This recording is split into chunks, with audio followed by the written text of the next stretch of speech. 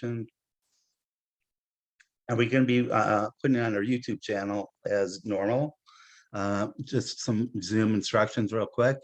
The right view button, you can hit speaker, gallery. I recommend speaker. And then the bottom left button is the mute button. Please stay muted. And if you're not muted, please do. And I'm going to go ahead and pass it to Summer Farman for a quick announcement. Hello, thank you all for coming tonight.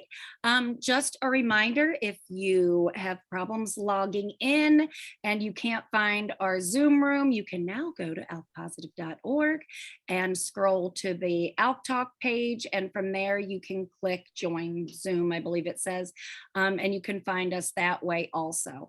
So you can get in through the Facebook group, your email, or now at ALKpositive.org. We'll also be updating calendars there. And healing arts classes and instructors. So stay tuned, and we always love feedback, so feel free to reach out to us with that. Also, with any questions, ideas, comments, concerns. Okay, also Walk Positive fundraising update. I have heard from the fundraising committee. It is not too late to create your page and join. You can get a weekend now. Last year it was a month, but you still have another week that you can fundraise and easily set up a page, little bio about yourself. And the first 100,000 that we raise is matched. So that is a bonus right there, thanks to some generous donors. So we have a very exciting evening. Thank you for coming. All right, I'm going to start off with some poll questions. As you know, I'd like to find out who's in our audience. So the first question, simple one, have you had radiation?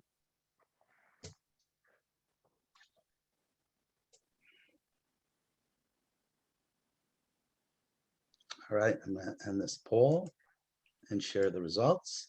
Wow, it's pretty, 54% are yes, 46% are no. So I'm going to stop sharing that, which is pretty interesting. Next question, and I hope I get these in order, but let me see here. Was your radiation, well, I gotta launch it first. Okay, was your radiation due to progression?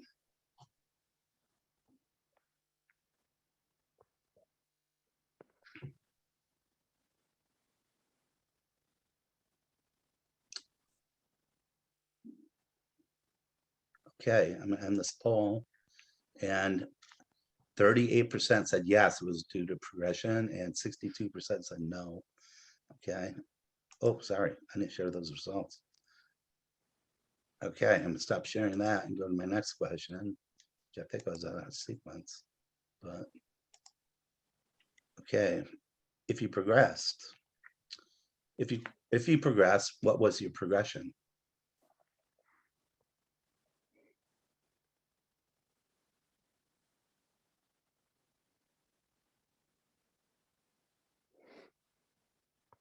Oh, you know what? I put the wrong poll in, so I'm going to end this poll. Sorry. I have so many polls. I don't even know what poll I'm launching. All right. Okay. I'm going to launch this one. If yes, what body part has been radiated? Will you receive radiation? And this is, you can answer 2 of them, by the way. So.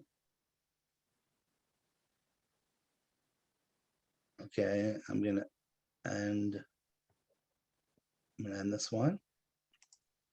And not surprising, brain is 41%, lung is 41%, lymph nodes are 19%, 3% are liver, and oh, spine. We have someone that said spine. Sorry, Randy, I didn't pick that one up. And bone is 38%.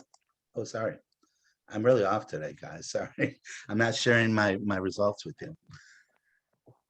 So I'm going to end that poll and see what else I have for you. Oh, here we go. I'm going to launch this one. Have you been radiated twice in the same location?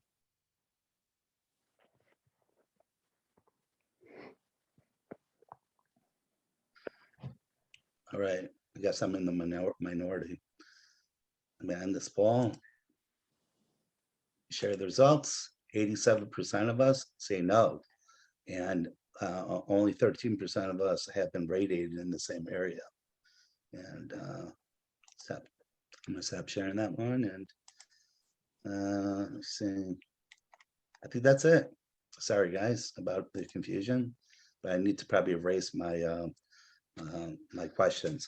Okay, so I want to have one disclaimer. Dr. Maier is not your doctor. He's my doctor, actually, and he doesn't know all of your case management. So this Zoom is really for more of the background of radiation. And if you have some radiation questions, please put it in the chat. But as you know, he's not your doctor. So, and so that's our disclaimer. And I'm going to introduce Dr. Jordan Maier, who's from Karmanos Cancer Institute, which is out of Detroit, Michigan. And I want to basically just tell us a little about your story, Dr. Maier. How'd you become a radiation oncologist? Yes, first of all, thank you, Mark and Summer and the rest of the ALK group. I'm excited to be here and hopefully I can help spread some information. So actually, while I was graduated from Michigan undergrad and preparing to go into Wayne State School of Medicine, my dad had been diagnosed with base of tongue cancer. And even at the age of 22, 23, waiting to go into med school, I was kind of young and naive about the seriousness and the fact that even a tongue can get cancer. I had the time to take him to his daily appointments for radiation, which was 35 treatments over 7 weeks. And over that time, I can appreciated the way the doctors and nurses and therapists took care of him. And I realized how important it was at that time in his life, diagnosis of cancer, to have, the technically skilled, but also the great bedside manner care team taking care of him. And, eventually I decided to go into radiation too because of that experience. And it's kind of my way to give back for the care that he got.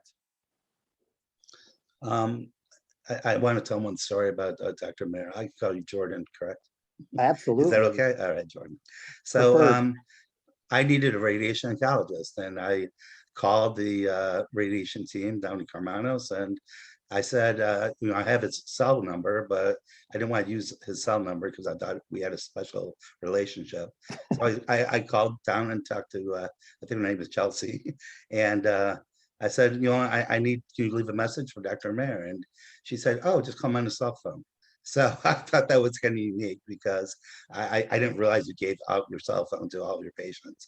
But or she knew it was you calling and she said, well, Mark has his cell number, you might as well call it. Right.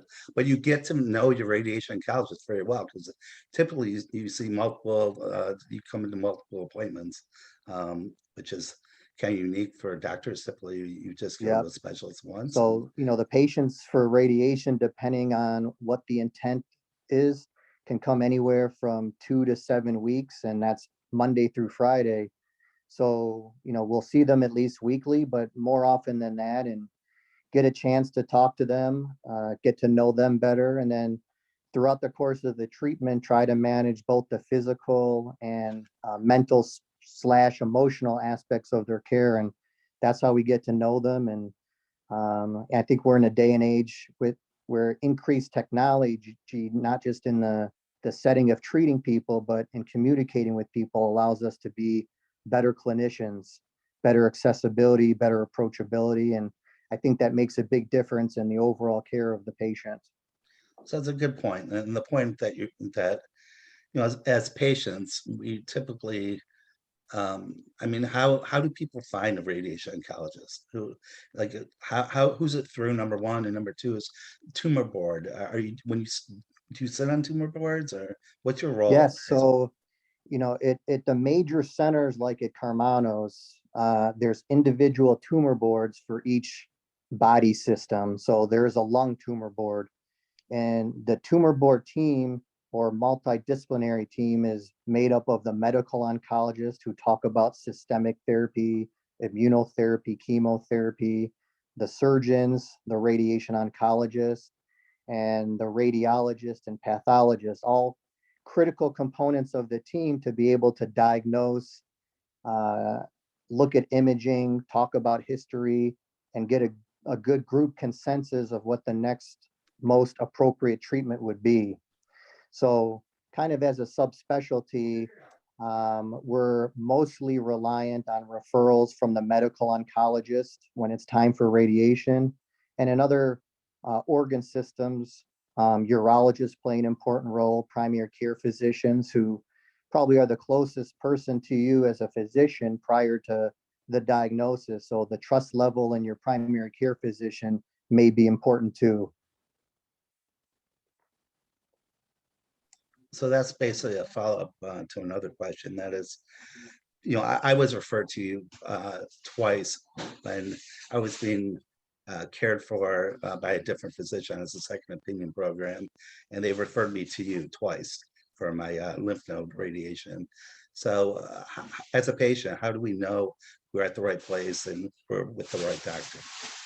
A lot of it is the comfort level you have in talking to the radiation oncologist, like it would be talking to a medical oncologist or a surgeon at the time.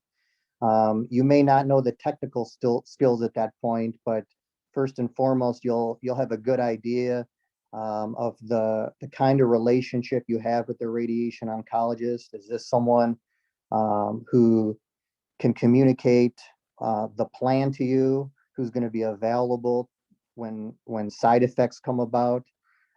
You could potentially have a long-term relationship with this doctor, so you have to have a level of comfort. As far as the technical aspects go, I think it's relying on how you got there. Your medical oncologist, who you have trust in, your primary care doctor, who you have trust in.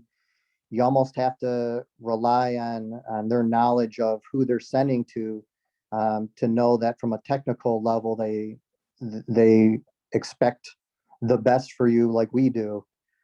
So the combination of the technical skill and the bedside manner, which you'll learn on a visit, are very important qualities in choosing any kind of doctor, not just a radiation oncologist. So take me through. I meet with you, and you have my background and my history, and how do you decide on what the treatment might be? How do you set up the different dosage? Can you just walk us through? And that's what Yes. let my audience know that I'm going to be basically interviewing step by step, going through the process, and then we'll go to get to your chat questions and kind of fill it from there. But as we progress through the conversation, you'll see we're going to go through basically body parts and other things and hear what Dr. Maier has to say. Right. So before even meeting you, but knowing that you're on my schedule, I want to have a history of when you were diagnosed, what treatments you've had, how those treatments worked, what some of the side effects are, what your other medical history is. That could be just from reading records or from calling the doctor who referred you, so that we can all be on the same page and I can be fully prepared by the time you meet with me. And then when you meet with me, it's evaluating, physically, can you tolerate the treatment? Mentally, is this something that you want to do? And then, in terms of the dose we do, the fields we do, the angles we're choosing, it's all based on delivering a certain dose to an area safely and effectively. And that certain dose is based on our intent to treat. Is it curative or is it palliative, where we just want to get symptom control? Is it to an area of the body that can tolerate more radiation, in which case we do a higher dose of radiation? What are what we call organs at risk that we need to protect? Every organ in the body can tolerate a certain amount of radiation, and our knowledge of that helps us shape the treatment plan. So we want to know what we can give safely, but what we can give effectively too, so that the course of treatment has the most benefit in terms of effectiveness, but also maintaining as good of a quality of life as possible. So when you talk about quality of life, you mentioned age and the physical abilities of the person that you're seeing and their history.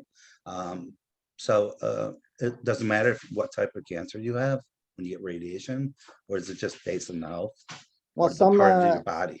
also some cancers are more responsive to radiation than others.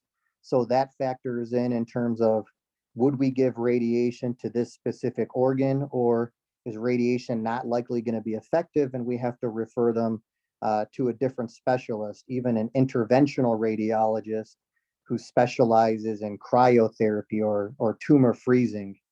The area of the body, again, if somebody's in a lot of pain and we can target that area with radiation, we can get pain control in a way that's not going to affect negatively their quality of life, but only positively.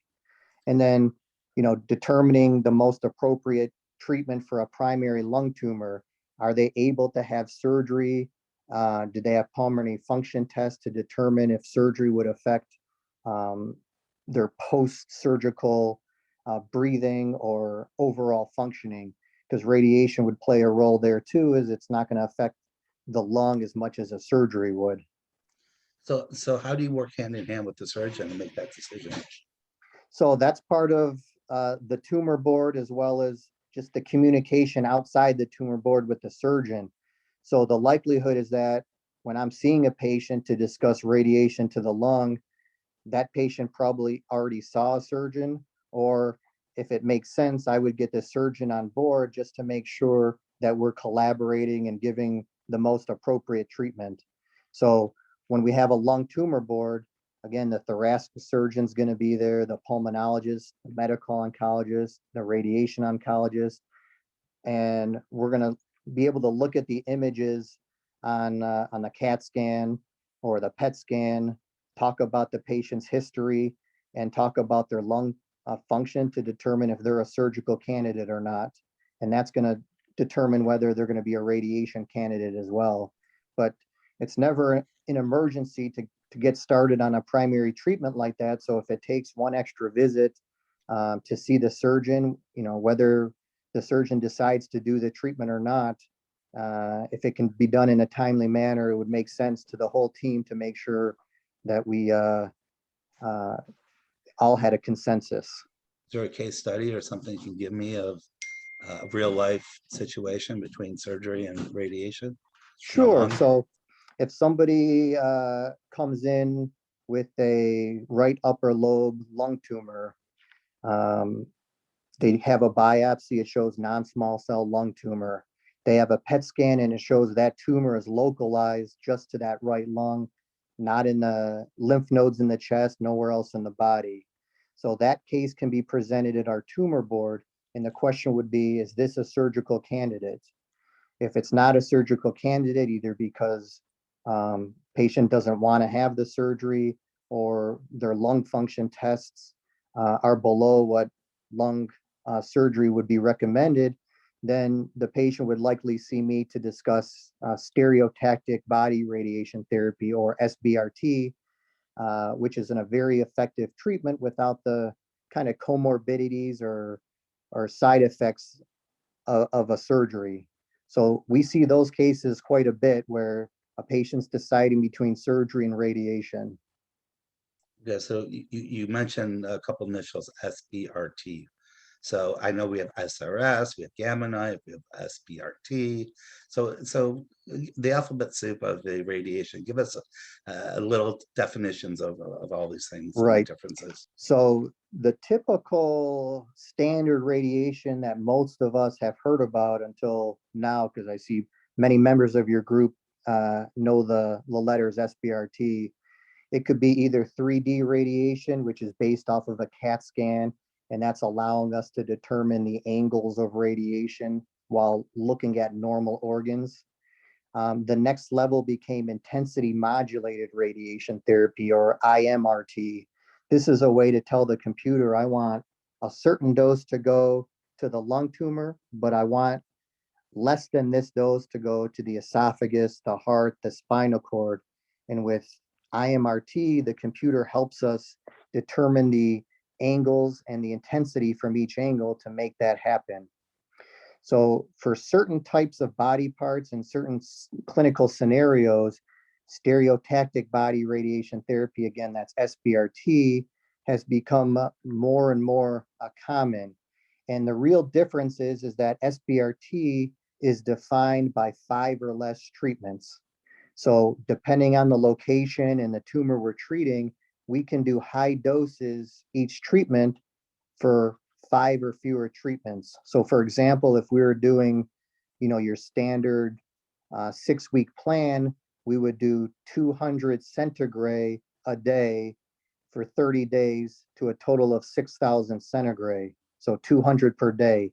When we're doing SBRT, we can do 1,000, 1,200, 1,600 a day to a nice, small, safe area in terms of improving the response, still avoiding the side effect, but making it a lot more effective and convenient for the person.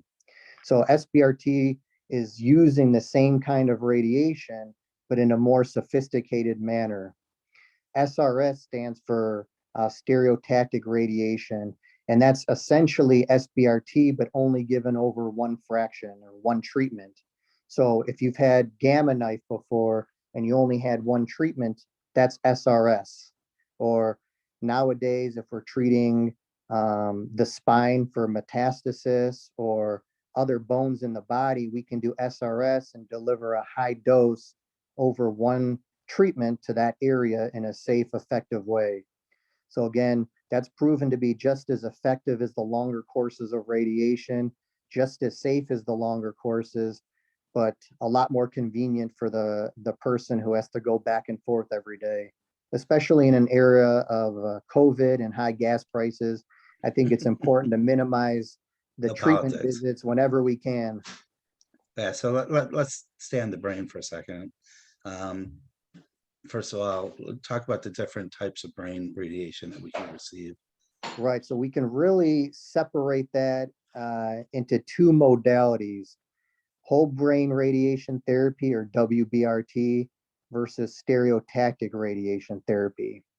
So those of you who have had whole brain radiation know that it's generally 2 to 3 weeks of daily treatments, Monday through Friday, 2 to 3 weeks. And essentially it is exactly what it says we're doing. We're treating the whole brain using doses and angles that allow us to shape the radiation and avoid some of the other critical structures around the eyes, the lenses of the eyes, the optic chiasm, etc. And you Now, would do that radiation based upon multiple sites? Is that why, or speckles of cancer throughout the brain? right. So when we're making a decision and sitting down with the patient about whole brain versus SRS or stereotactic radiation, it comes down to really how many lesions are there, how big are the lesions, even what type of tumor it is can make a difference. For example, renal cell from the kidney or melanoma from the skin respond very poorly to radiation. So given these very high doses with SRS or SBRT gives us a lot more benefit than doing the whole brain at a smaller, more homogeneous dose. That How about being lung said, cancer? what's that? Lung cancer with do you see that with whole brain radiation or just metastasis, larger metastasis? Yeah, so when it comes to lung cancer, I think it really depends on the number that we're seeing. And some cutoff that radiation oncology used may be 10 lesions.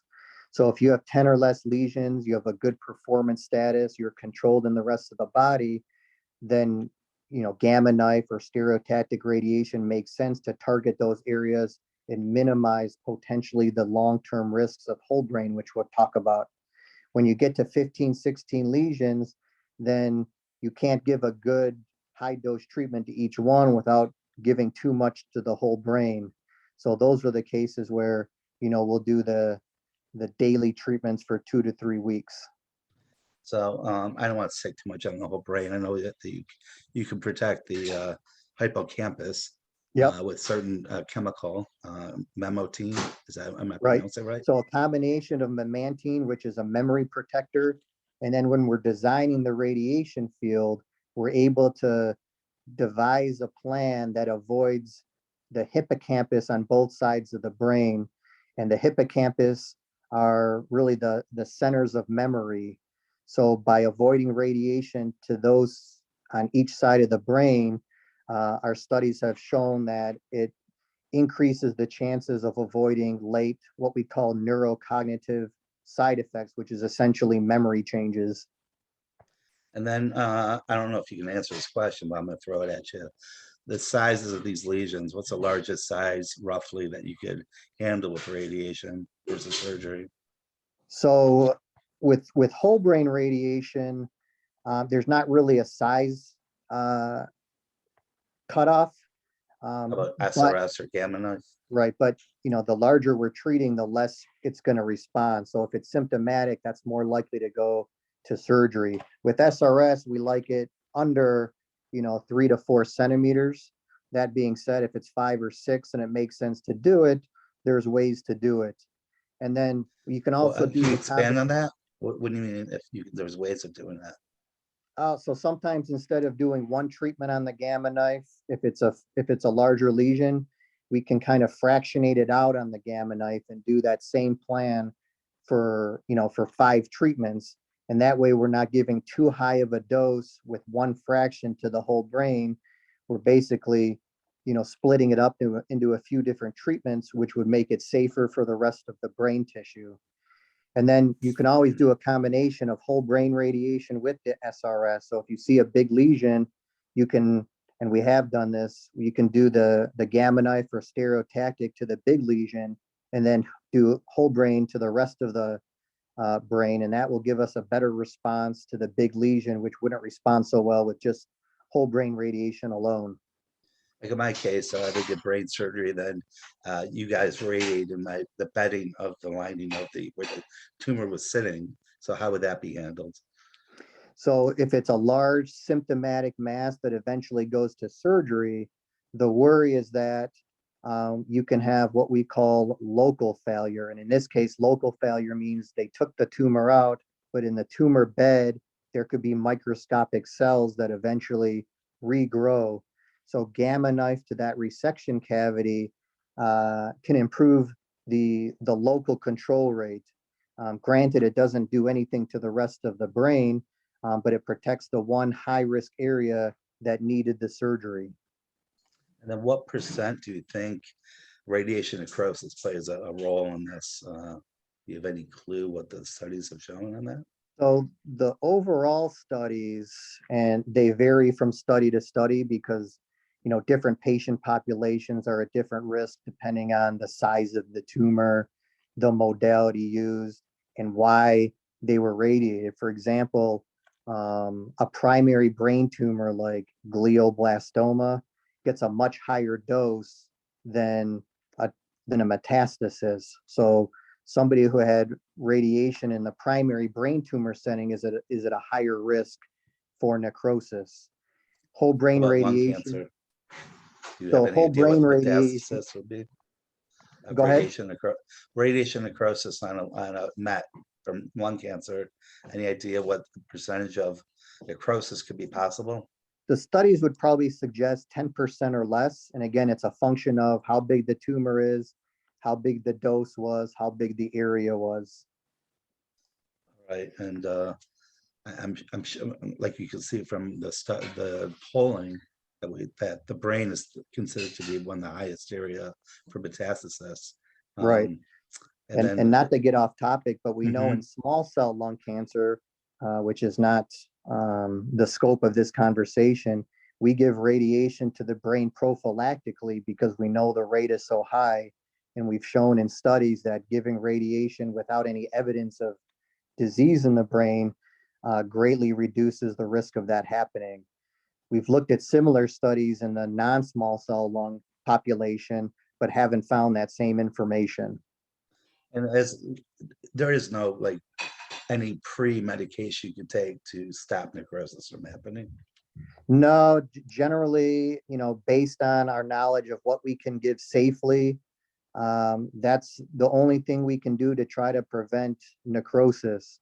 And then essentially in a follow-up MRI, you may see, what is questionable progression versus radiation necrosis, and MRI with perfusion, which is a way to evaluate how active that area is, can help differentiate. But it's really not a proactive way. It's a reactive where we have to give medicines like steroids or vitamin E or Trentol if it's a symptomatic or progressive area of radiation necrosis. That's interesting. Those are the combinations that I went on to, vitamin E and Trentol. And when I posted in our Facebook group, no one's ever heard of that. It was like, I'm glad. And it worked. I mean, it stopped my necrosis from getting larger. And I guess the big misnomer is once you get the necrosis, it never goes away. Is that correct? I think you can definitely manage it, and some people have more necrosis than others, but I think you can manage it with those medicines and reduce it significantly to a point where if it's there and stable and not causing symptoms, that would be our objective. Okay. You forgot to mention the caveat that I did not do your brain radiation. Yeah, Domino did my radiation to that area of my body. All right, let's move along real quick. Let's talk about what your wife does for a living. She's a dosimetrist, right? Did I pronounce that properly? So it's a dosimetrist. Yeah, I mean, so what role does that play in setting up a radiation? So the members of the team that most patients would know about is the radiation oncologist, the radiation nurse, and the radiation therapist who actually deliver the radiation. What most patients wouldn't know is the behind the scenes dosimetrist. So that's the person that the physician will sit down with at the computer. Once we have a good scan of the patient, we would say, okay, we want to give the lung tumor this much gray, but I want to make sure that the esophagus, the heart, and all of the other normal structures are minimized as much as possible. So the dosimetrist is the professional that works on the computer to make that happen and give us a plan that's safe and effective for the patient. So again, most of you won't meet a dosimetrist, but that's one of the key cogs in the whole radiation team in terms of giving us the best possible plan. So it also goes back to your question, how do you know who to go to as a radiation doctor? And, we're just one piece of the whole team, and the members of the team that you don't meet are just as important. So that could potentially make it a little bit more difficult to identify, the quality of the team. So, I know the buzzword is proton therapy and different machinery and all that, and machines. Can you talk a little bit about that before we move to long radiation? Right. So the most common treatment machines use photons, and photons are from a linear accelerator, or what we call external beam radiation. So the majority of machines out there, they may have different names from different manufacturers, but the importance is that they have the bells and whistles of delivering and designing the perfect plan. And part of that is another 4-letter alphabet soup word, IGRT, or image guided radiation therapy. That's our ability to localize a tumor real time, patient lying on the table. IGRT, we can make adjustments to the patient positioning so that we can make sure we're pinpointing that tumor. So most of the machines at the major centers have the planning and delivery apparatuses to make it the most sophisticated plan. The other percentage are called protons, and that's just different physical properties. So biologically, they're same. Getting hit with a photon is the same as getting hit with a proton. But in theory, protons do a better job of targeting the tumor and minimizing the dose to surrounding normal organs. So in some cases, and it developed in the pediatric arena where, if you want to protect children's brains and children's spinal cords, that's where protons came about to really minimize the dose to growing bodies. And then over the years, it's looking at other body parts that protons could benefit versus photons. And again, it's a theoretical advantage because in the clinical setting, we do such a good job most of the time of minimizing dose to surrounding organs that in the clinical setting, protons don't have a huge advantage or an advantage at all most of the time. It's a good segue to our lung radiation, because there's a lot of organs and things around the lungs. So give us an idea how you approach that. Right. So a big factor is where in the lung the tumor is. Is it peripheral, away from all the medial structures like the heart, the spinal cord, the esophagus, the trachea, or is it more central? And the other factor that goes into it is it just a lung tumor, or are there other tumors in the middle of the chest or elsewhere in the body? And that helps us determine how many treatments to give, what dose we can give, and what type of radiation we can give. And that brings us back to the question of SBRT versus conventional radiation. If it's an isolated nodule in the lung, then SBRT can effectively do what surgery can do in terms of controlling that tumor. If it's a more advanced stage, like even a stage 3, which is just a tumor, but lymph nodes in the middle of the chest, we can't do SBRT because those critical structures can't tolerate the high doses each day.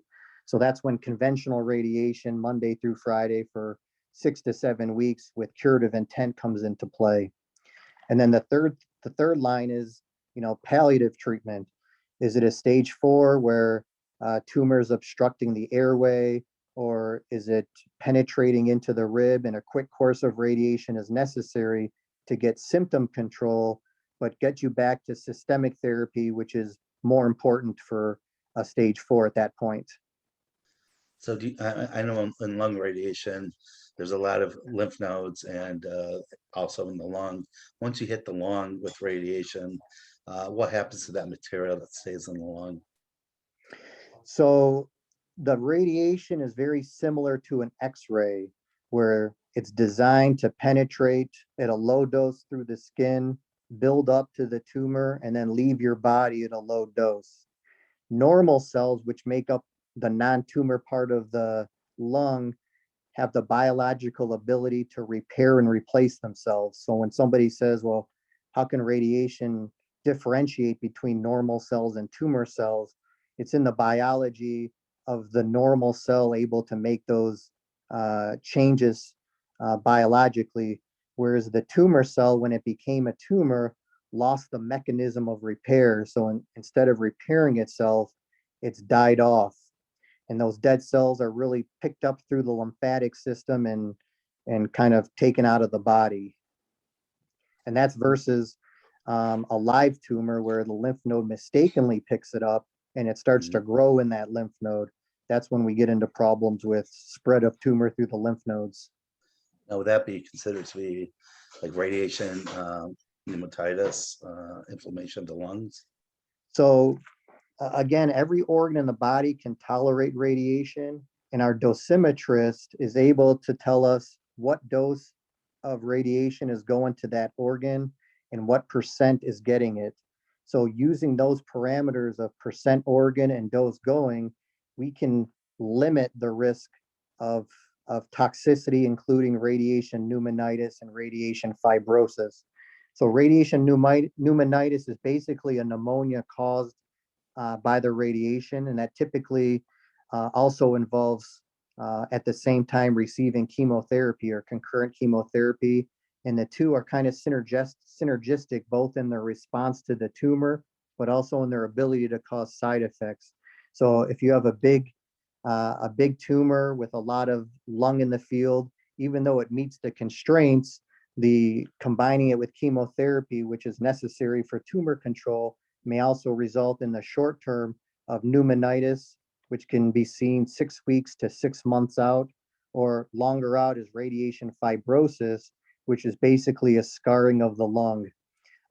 Most of the time that would not become clinically relevant, meaning it's not going to cause any symptoms, but you do a scan of the chest and you can see, changes, evolving radiation changes, our radiologists call it. So I'll go over the first one. Is it common after SBRT to primary upper lung to develop pain in the upper back area and fibrosis? And I think that depends on where the tumor is located in relation to the ribs or chest wall, because sometimes giving SBRT to a lung lesion may result in high doses to the rib if it's close by. And over the course of time, the rib can be affected and can cause pain in the back. Again, we should know prior to starting a radiation plan what dose the rib is getting and be able to avoid an unfortunate side effect like that. And then in terms of fibrosis, again, the size of the tumor definitely matters. We're given a high dose to that tumor with SBRT, and the bigger the tumor, the more likely the surrounding lung is going to get the effects of the radiation. And that's really the combination that could potentially cause fibrosis. And I would not expect the fibrosis to necessarily get worse over time. When radiating lymph nodes in the chest near the heart or other significant organs, would you recommend proton over SBRT?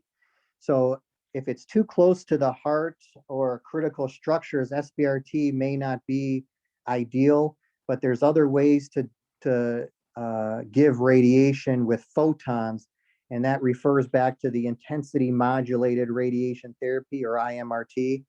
And I think the way we design and deliver radiation with photons with IMRT is equivalent to protons. So there'd be no benefit of one versus the other. And our site is affiliated with protons as well. So that's not a biased answer. Very good. After having SBRT, you can have inflammation in the radiation site. Generally, a good thoracic radiologist can identify if it's just inflammation versus it's a growing tumor. So it looks like a patchy area that they can refer back to as radiation. But if there's any question about it, a PET scan, which is looking at the activity of the area, can also help differentiate inflammation from growing tumor. Okay, I'm back. Oh, Sorry. welcome back. I lost my internet. This is the first time ever. I got booted off my own Zoom call. You should have used your iPhone. Yeah, I definitely should have. Ooh. You guys are taking chat questions, I hope. Wait, could you tell, Mark, was this the giveaway?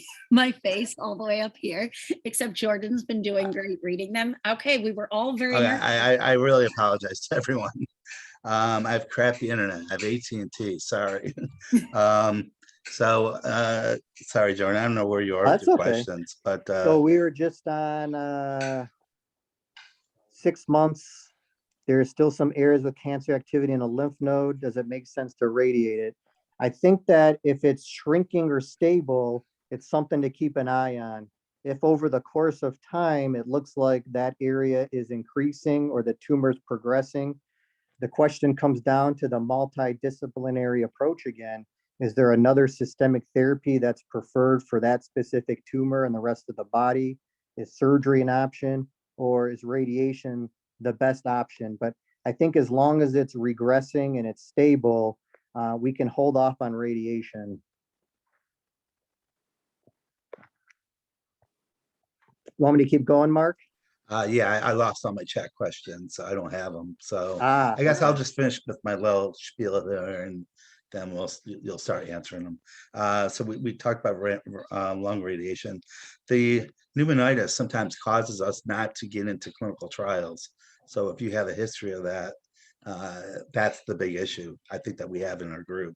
So when I looked it up, it was like 5 or 15%. Yeah, That's pretty probably the wide general range, range. but so is there any reason where a patient would get that? So under most circumstances, the dosimetrist will be able to minimize the dose to the normal lung. So for instance, we call it a V20. What volume is getting 20 gray is kind of our cutoff. And we want a certain percentage to get less than that to minimize the risk of pneumonitis and fibrosis. That being said, there's situations where the tumor is so big, it might be hard to avoid that. And then again, the addition of chemotherapy enhances the effect of radiation and can increase the chances of pneumonitis. So it's really comes down to the size of the tumor, the dose per day that we're using, and the total dose, as well as are we treating the mediastinum or not, because that's going to involve more lung as well. So there's nothing you can do as a patient, but as an oncology team, we can do all the planning behind the scenes to minimize the risk of that happening. Maybe not avoid it completely, but minimize it significantly. Okay, so as a patient, you just mentioned, I think 20 gray. Was that what you said? Was the maximum typically that you would see, or as a Of a patient, we should be normal, considered? We to the should normal consider any of lung, that? not to the tumor. So All if right. we were treating a primary lung tumor with curative intent, we would go to 6,000 rads or 6,000 centigrade, which is 60 gray. The normal lung, we want to keep below 20 gray. So that's the importance of being very pinpointed and precise and conformal of shaping the angles of radiation around the tumor and minimizing the dose to the surrounding normal lung. So when we go into RADS and grays, do most patients, should they have that information with the knowledge of it at least? I think that most do not, and it's kind of a personal decision. I know most of the engineers want to know exactly what dose they're getting. So it's more of an interest point. And, you know, if you're going for a second opinion, that may come into play too, because there's more than one way to skin a cat, we should say, where, you know, you can alter the daily dose to go more or less frequently, and it may not be a difference in terms of the overall effectiveness, but the overall number of grays would be different. So within the palliative setting specifically, you can do, you know, 30 gray over 10 fractions or 20 gray over 5 fractions. So if you're going for a second opinion, you may want to know that information for comparison purposes. Thanks. Let's jump into bone radiation and spine radiation. I know that's a really critical area, especially for the spine. Can you give us a little background of, Yep. as a patient, what we should look for? Yeah. So one of the major advances in radiation oncology is SRS or SBRT to the spine. So what limits us historically in being able to give an effective dose for pain control is the fact that the spinal cord has its limitations as well. So historically, to give a certain amount to the bone while avoiding the spinal cord was impossible. SRS and SBRT, just like with lung and brain, allow us to shape the radiation around the spinal bone and avoid the spinal cord. So that allows us to give much higher doses in a much shorter period of time, just as safely. And studies have shown that that's significantly improved quality of life, time to pain control, and ability to tolerate further treatments by taking away that pain. So for small tumors in certain parts of the body, SBRT and SRS have become instrumental in the care of the patient. And also, you know, even what we call oligometastatic lung cancer, which is stage 4, but maybe 2 or 3 bony sites, we can be more aggressive, treat the primary lung tumor aggressively, but also treat those bone lesions aggressively with SRS or SBRT and try to improve the control systemically or to the whole body. So we've come a long way in our ability to be more pinpointed to many areas, including the spine. And then does that cause a loss of bone density to the spine? So not necessarily a loss of bone density. And again, you know, the problem with cancer in the bone is that it has replaced normal cells. So the idea behind radiation is to kill the cancer cells, and then the body goes through a rebuilding process to strengthen the bone. So the end result is that bone is stronger than the bone with cancer in it, but maybe less strong than what it originally was. So bone density theoretically would be better after radiation than just with the tumor there. Yeah, we have a doctor, Dr. Kamich, who suggested to us that some of our oral chemo medications actually take care of the bone and he's never actually seen radiation in the bone for his patients, which I thought was interesting. Yeah, that is But, interesting. you know, I know that we've had some members recently that I know that have had bone radiation, and it's lit up on PET scans after the radiation, and she didn't know if it killed it or if it just made it hot again, you know, because after the Right, right. radiation, you know. And that's sometimes tough to differentiate, but the important thing is the majority of people we're treating to the bone is for pain control. So if the pain is all gone, then what it looks like on the scan is still important, but not as important because we know it worked. And you may still see some residual inflammation from the radiation or some residual tumor. The likelihood of that growing is reduced after radiation. But generally, a patient who feels better after radiation, I think we met that objective of pain control in order, you know, again, better quality of life, but also better tolerate the chemo and immunotherapies, which are really the gold standard, especially in the stage 4 setting. Right. And then just to hit some other body parts, and that is, I got liver, lymph nodes, pancreas, areas that we do see mets in our cancer. Is there anything in particular? I mean, do you do any pancreas radiation typically, or not really? So we do pancreas radiation when it's pancreas cancer, but also if a lung tumor spread to the pancreas and that's causing pain, we can give a course of radiation for pain control, much like we would do for the bone. And the liver, for like a primary liver tumor, or if it's an isolated metastasis, SBRT for that area can be very effective as well. And that's, you know, again, 5 treatments of high dose just to that area and protecting the rest of the liver. When you start getting into more lesions in the liver, other types of treatments like embolization or intraliver treatments are more effective than trying to target every spot with radiation, because then you're treating too much liver, which is very sensitive. Normal liver is very sensitive to radiation. So we try to limit the area as much as possible. Have you seen any shortage of contrast in the state of Michigan? I know it exists. We haven't seen it yet. And it looks like that next week, actually, I know some of the major companies like GE are expecting an increase in the IV contrast. I have seen stories of where they're seeing the shortage, and you know that's huge because our radiologists rely on contrast to differentiate lymph nodes from blood vessels, and having that information is a major part of the treatment plan. So without it, what happens, do you think, in your field? I think it would be very hard for the radiologist to accurately 100% read what they're seeing. But it'll be up to probably to the radiologist plus the treating team to better figure that out so we can continue having a multidisciplinary approach. Hopefully we won't see it though. I want to tell a personal story, and just I don't care about HIPAA laws or whatever they're called.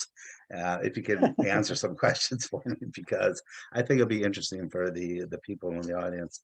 So you know, I was on lorlatinib, which is an oral chemo drug, for 4 years. I was in the trial, and I had progression in my neck lymph nodes, you know, and I'm compromised on my my right lymph nodes. I was compromised on the left side. So we met and you radiated, and it lasted for a year. And then I had progression again in the same spot. And I begged you basically to re-radiate that area. And you said, I don't know. And then we had this plan where I was going to do radiation twice a day for a month, I think it was. And then I got an opinion from a surgeon. And the surgeon said, yeah, sure, I can do it without compromising your good side. So I elected for surgery. And then Dr. Gagla, which most of these people know, said, how about re-radiating that area? And I'm like, are you crazy? I just went through surgery, you know, and now you're going to re-radiate? So why in that case, in my case, did you go along with that plan? Right. And we went through many conversations, you and me and Dr. Gadgill, about the pros and cons, and it took us a lot of thought, with you included. So when you first presented pre-surgical, we said to ourselves, well, it only lasted a year, so that's not much of a benefit. So how much could we give more safely and get a longer term response? Then surgery came along, and given what we saw, the risk of recurrence was high enough that we felt it Well, was benefit. So that's why I give the background. I had 24 lymph nodes removed, and 20 of them had cancer in them. So there was a bad area of cancer in my neck. Right. So with 20 lymph nodes positive, now we have to balance the risk of it coming back to that neck again without any further treatment, which is very high, versus the potential side effects of reirradiation, especially, your carotid arteries there, other major vessels. And I think, we really had to talk it out. You wanted to be aggressive. And the reason we did twice a day for a shorter period of time was because going a low dose twice a day is safer in the long term than going once a day at a higher dose. So it goes back to some of the biology of tumors and how radiation works on actively growing tumors versus the side effects it could potentially cause. And we took advantage of that differential to do this twice daily, knowing that all the cancer was essentially gone. So that's when it's going to be most effective. But if we waited, it would have started to probably manifest as microscopic cells that continued to grow. And at that point, radiation would have been less helpful versus when we don't see it. Yeah, thanks. Do you have the chat questions? Because those all got erased when I got bounced off. So Yeah. I want to make sure that you guys address them. Summer, do you have the chat questions? Yep. Can you read them out loud to Jordan? Jordan didn't want my face like this. He was reading them himself. It is scary. I'm going to pretend I can't see the questions just so Summer keeps looking like that. Yeah, okay, thanks. Good times here in the radiation department. Okay, wait, we left off with an alectinib. Jordan, do you want me to read it, or do you want? I can do it. Okay. Can you talk about radiation-induced neuropathy? So most of the neuropathy that we see is from either chemotherapy, where there's known agents that have a high risk of peripheral neuropathy, or kind of the numbness, tingling of hands and feet, or it could be from the tumor itself pressing on a nerve that can cause neuropathy. A well planned out and delivered course of radiation generally should be at a very, very, very low risk of causing any neuropathy, because like any other part of the body, the nerves can tolerate a very high dose of radiation. And generally, we don't give any site higher than what those nerves can tolerate. So I think the number one reason for neuropathy is chemotherapy. Number two is the tumor itself. And if there was a number three, it would probably be from giving too much to a specific nerve. But I don't generally see that. I'm looking for the chat again.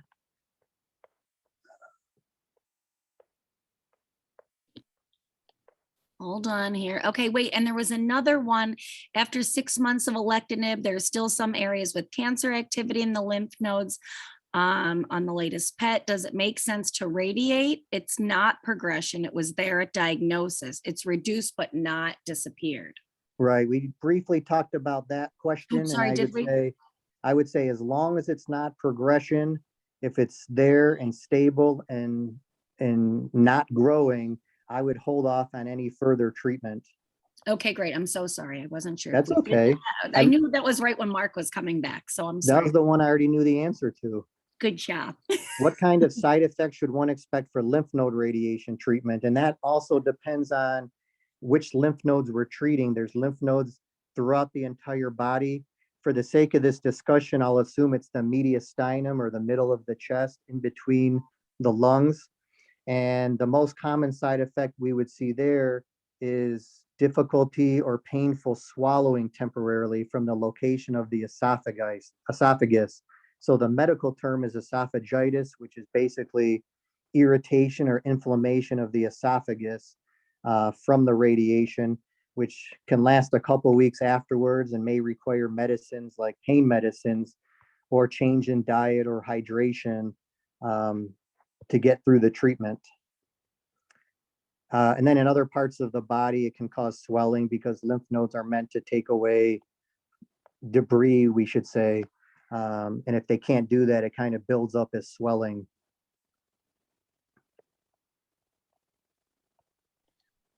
Okay, do you have the, here's this one.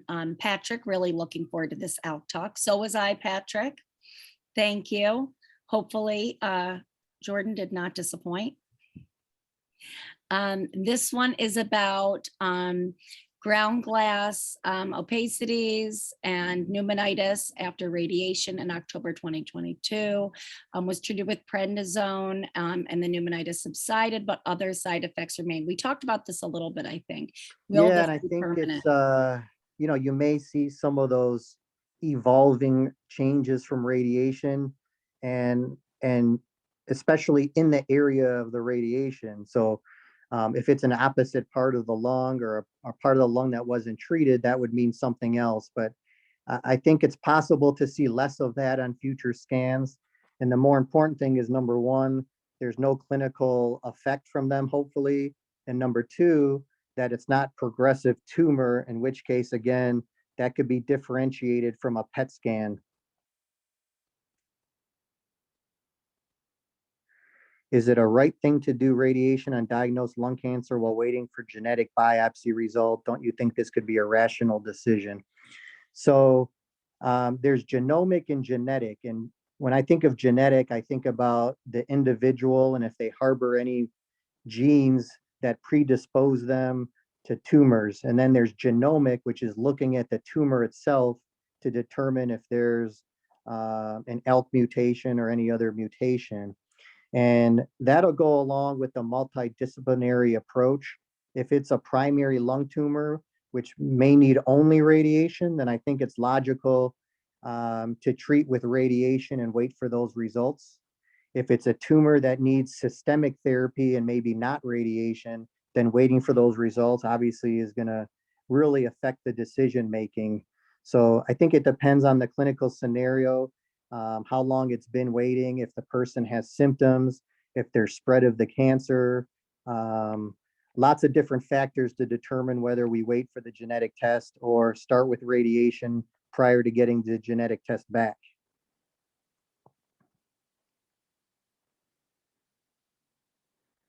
When can we see radiation activated therapies attacking cancer cells?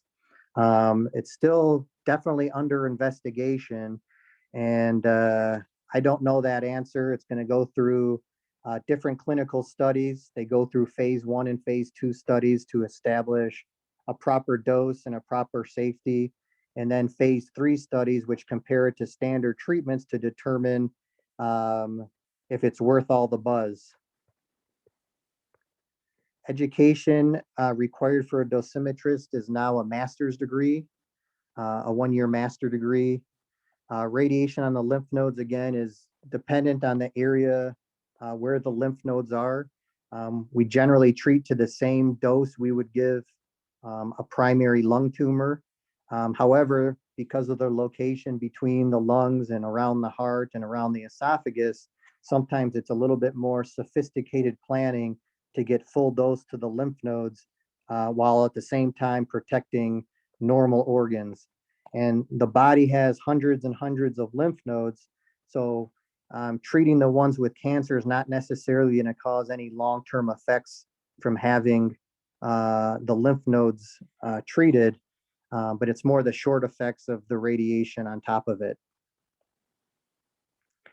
I've been stage 4 for 7 years and on alectinib Medoc last week that I may have been stable for over 3 and maybe radiating is what left in the pleura is a good idea. So I think that the majority of the time in the stage 4 setting that we use radiation, is that when there's isolated progression of the lung lesion, so if everything's controlled throughout the body, but we do a scan and a lung area is growing by itself, that's an easy way to give a dose of radiation in a short period of time to improve the effectiveness of the overall treatment. And then on the next set of scans, my full expectation would be that that area is stable like the rest of the body. The other scenario we see is consolidative radiation, especially in a stage 4, plus or minus the brain. Everything is controlled with systemic therapy. We can improve long-term control by targeting the primary tumor. And studies have shown we can do less dose than what it would take for a primary lung tumor de novo.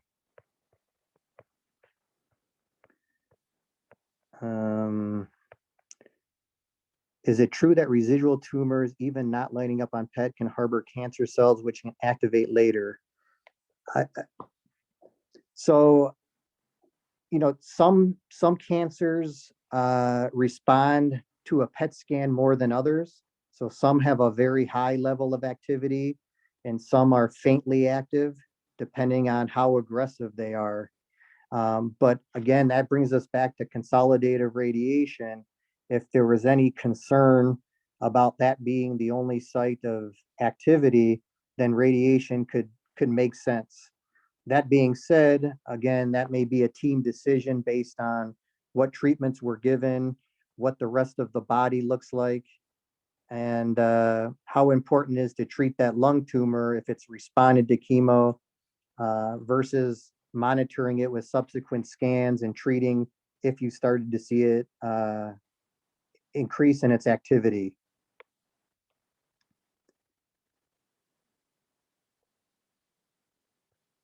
A large lung nodule, I guess that's all relative because it's also the location of that nodule, which is important.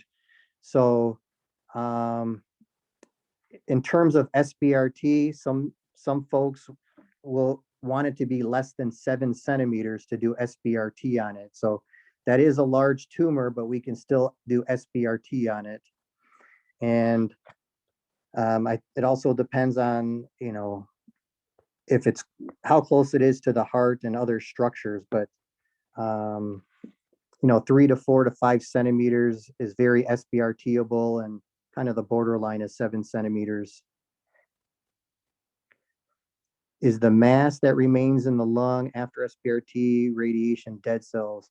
So sometimes you can see those evolving radiation changes, inflammation, and it could be just a nodule that sits there forever but never grows, never spreads, and never causes any other side effects. And very comparable to radiation fibrosis in that it doesn't affect the clinical status, it doesn't affect breathing, it doesn't cause pain, anything like that. And I think with SBRT, the local control rates, meaning prevent it from coming back to the sites that's been radiated, is probably 80 to 90%. Yes, without dye, CT scans would be more difficult for our radiologists, and make it difficult to discern some of the smaller features of those CAT scans, blood vessels versus lymph nodes. Halo screws versus a mask. So the newest Gamma knives have both those features. You can do the halo screws versus the mask. The majority of the time we're using the halo screws because that's what holds the patient's head immobilized the best way. So the mask kind of holds the head, but not to the same degree that a halo is. And if you're moving your head around for the Gamma knife, that affects obviously where the radiation is going specifically when we're making it as conformal as possible. Some patients who are getting 5 or 6 of these treatments for the larger brain tumors, they don't want to come in and have a halo every single time. So that's one scenario where we would just make the mask, and that mask is made for each of their Gamma knife visits.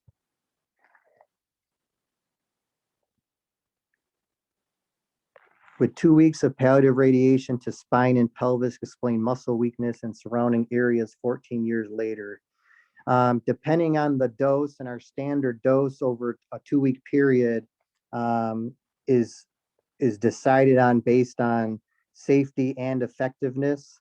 So I would not expect that, but I guess I can also say it's not impossible, especially in the pelvic area. It would be a low dose to cause those kind of symptoms, but I would never say it's impossible. And if you're having those symptoms and it happened after radiation, it could be looked into further. You Breakthrough got a last radiation. question here. Any new breakthrough radiation treatments. So I think the biggest breakthrough we've had so far is being able to do this SBRT, meaning doing it in shorter fractions. The next breakthrough may be using, instead of CAT scans, which we use for treatment planning, using MRIs or PET scans, which may make it even more, more pinpointed. Can you answer Nadia's question, and then we're gonna let you go? Let me see. Why would radiation scarring be referred to as bronchiectasis? Radiation scarring typically isn't. Typically, bronchiectasis is the blood vessels in the trachea and bronchi, which carry oxygen to the lung. And those are typically fragile blood vessels that sometimes can cause bleeding. So if you're coughing a lot and you're coughing up blood, one of the reasons could be from that. But radiation pneumonitis or radiation fibrosis or scarring of the lung, generally that's not in the bronchi or the trachea. That's more in the lung itself, and just shows up as kind of again this similar term, radiation evolving changes. I should have brought Thank you so diagrams. much. What's that? I should have brought diagrams. We don't like slides on our shows. I'm joking. I was joking with you on your iPhone, but in the meantime, my computer blasted me off the computer. So maybe you're right. Maybe I should use an iPhone. Yeah, I'm at 100%. I know, I'm telling you. Thank you so much. And you guys can unmute and say thank you to Dr. Maier for spending an Thank hour you and for 15 having minutes me, with us. and feel free. Thank you. Thank Thank you. you all. Thank you. Thank you, Dr. Mayor. Thank you. Thank you very much. Thank you. All right, this is typically where I end the meeting, and thank you so much for everyone who's joined us, and check out on ALKpositive.org. You'll see calendars and links and everything else, and some people and some videos, and it's all good stuff. So we'll see you next month. Thank you all. Thank you. Bye. Thanks, Dr. Mayer. Take care. Thank you. Yeah.